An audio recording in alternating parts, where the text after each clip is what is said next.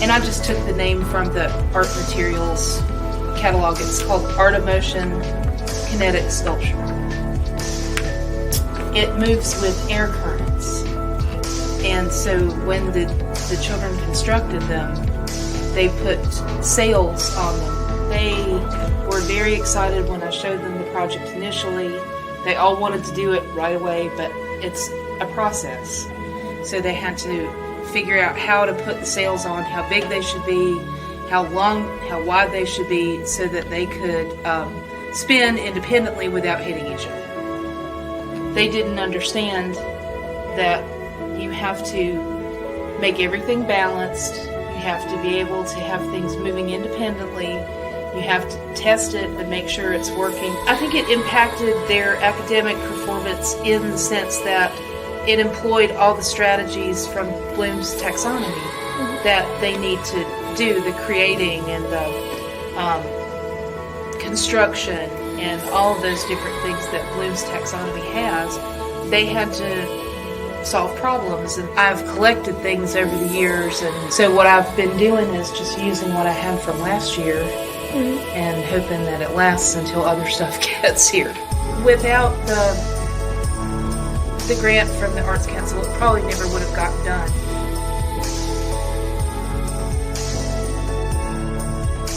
It's the Arts Garden. It was a program that we started with a dream. The music teacher, she worked together with the students and the teachers to do a lot of measuring. They were studying different parts in science, so they worked together in groups with clay. So each person had a tile, basically, that they had to work in a collaborative way sequentially, so that, for instance, one example would be weather. So one person had to do the clouds and the next person had to do a tornado or lightning. Of course, we studied the Native American Indians, and they assembled it on top of each other so that it became a totem pole. They also studied Dale Chihuly, who is a glass blower, and we used plastic bottles. They colored them and they cut them, and then they brought all of their bottles together and we hung them on the Chihuly tree outside, which is our tree of learning. And then our third graders also, they've been studying the plants. So they used flowers as their base, and we glued on plastic bottle caps to make a flower. So they were studying recycling and the plant life as well.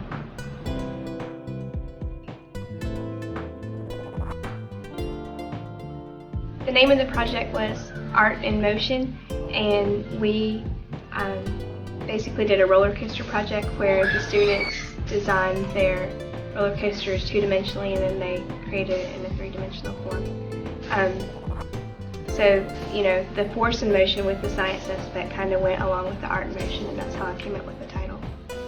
I knew that science was something that fifth graders were tested in during the EOGs, so I felt that it was better for me to integrate science within a fifth grade setting as opposed to the other grades, just because they would be testing on it.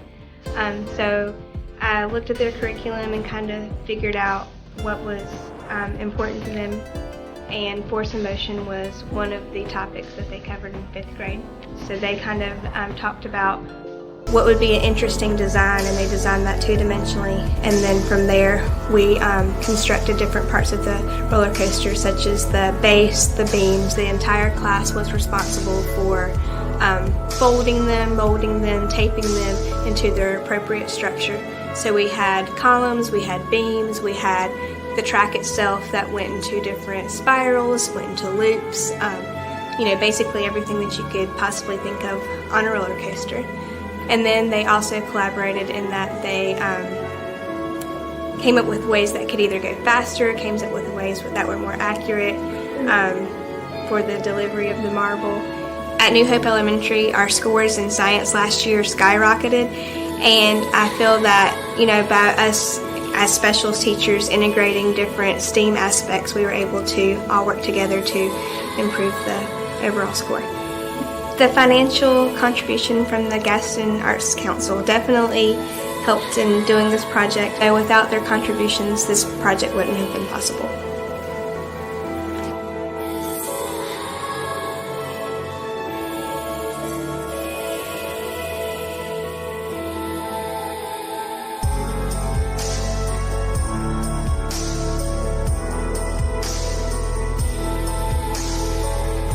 We'd love to be able to continue our STEAM education efforts.